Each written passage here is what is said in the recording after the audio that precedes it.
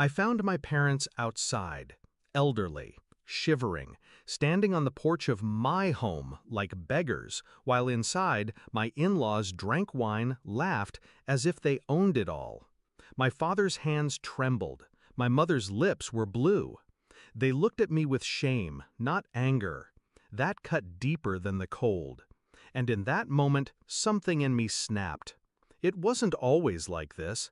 When I married into her family, they smiled, shook my hand, pretended to welcome me. Her parents offered advice, her siblings cracked jokes, her uncles called me lucky. But under the politeness, there was always the shadow.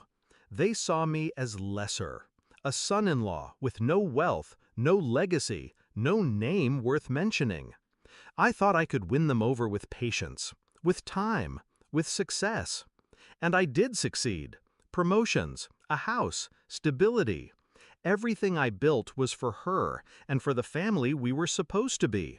But with every achievement, her family only reached deeper into my life, until the lines blurred. My wife let it happen. And now, years later, my own parents were locked outside while they feasted at my table.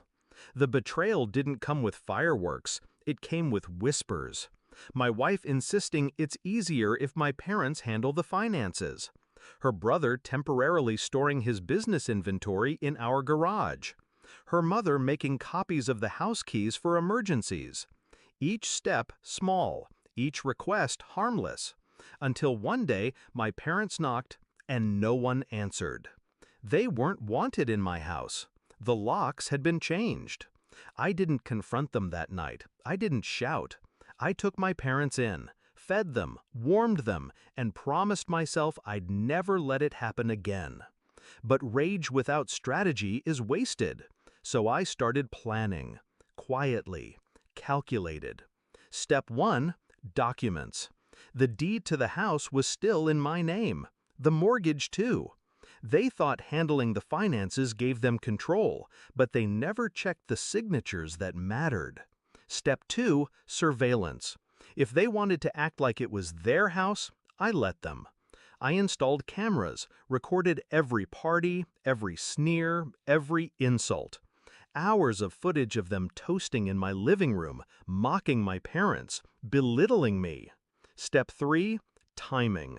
They had grown too comfortable, too loud, too entitled, which meant their downfall would be public. The chance came quicker than I expected. My in-laws threw a grand dinner at my house, invited half the neighborhood, even people from her father's business circle. They called it a family celebration. I arrived late, unannounced, suit pressed, parents beside me. The room went silent when we walked in.